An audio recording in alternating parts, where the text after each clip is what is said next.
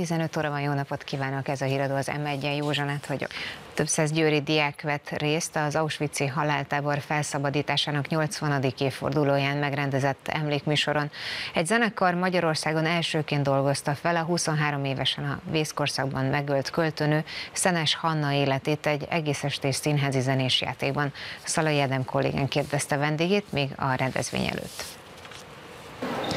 Ide a Győri Nemzeti Színházba egy emlékező eseményt szerveztek, és az előadásról rengeteget tud nekünk majd mesélni itt a következő percekben Masa Tamás, aki egyébként végig kísérte az egészet, és ő az, aki felel ezért az egész rendezvényért. Jó napot kívánok, itt áll mellettem. Mit érdemes tudni erről az egészről? Milyen volt a felkészülés, és milyen előadást láthatnak itt a diákok?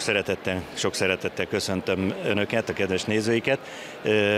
Izgalmas a felkészülés. Tulajdonképpen én egy 27 éves klezmer zenekarnak vagyok a vezetője, és ezt az előadást a klezmer együttesemmel hoztuk létre.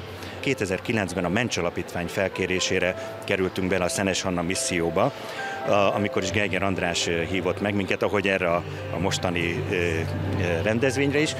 És tulajdonképpen akkor először csak az Éli Éli című dalt kezdtük énekelni, mert ez volt megzenésítve, de 2013-ban a gitárosom Szentkirályi Gyurinak adtam egy pár verset, az első volt a Percek tánca, ez lett a darabnak is a címe, hogy kezdjen megzenésíteni, mert annyi szép verset írt ez az alig 23 évesen kivégzett hölgy. Pont azt szoktam mondani, hogy Szenes Iván, aki egyébként az unokatestvére volt, Szenes Hannának, csak ezt sokan nem tudják, ő 86 évet kapott, az égtől ilyen módon, és hát ugye mennyi gyönyörű slágert írt. Most Hanna mennyi gyönyörű verset tudott volna még írni, de így is nagyon sok szép verset írt. Ezeket elkezdtük megzenésíteni, és 2016-ban pedig felesége Anita, aki egyébként Szenes Hanna édesanyját is alakítja a darabban, Szalai Anna könyvéből összeállította a történetet, naplórajegyzetekből, a levelezésekből. Nagyon kiváló zenészek vannak, ugye? A hegedűsünk alakítja Szenes Hannát, Móni. Nagyon-nagyon örülök, hogy itt lehetünk Győrben, ebbe a gyönyörű színházban. Hát most már ugye lassan 10 éve játsszuk ezt a darabot, de ekkora színházban még nem játszottuk. Csak röviden hadd kérdezzem meg, mi a legfontosabb üzenete ennek az előadásnak ön szerint, pláne ezen a mai napon?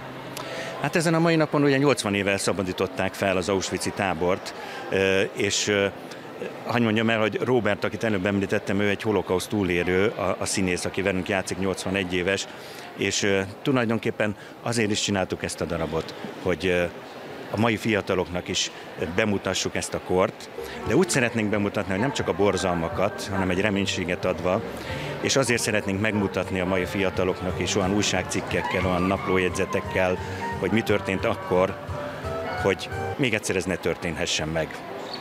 Úgyhogy a fő üzenet ez zsidóknak és keresztényeknek egyaránt, és ezt kívánjuk Győrnek is, Budapestnek is, Izraelnek is, hogy béke legyen. És hadd mondjam el, mindig el szoktam mondani, mi embereknek nagyon kell törekednünk, de igazi béke majd akkor lesz, mikor eljön a messiás, és ezért várjuk mindannyian. Valaki visszavárja, valaki még először, de mindegy, hogy zsidó vagy keresztény, erre a darabra szeretettel várunk mindenkit. Nagyon szépen köszönjük, és hát gratulálunk a sikeres felkészüléshez.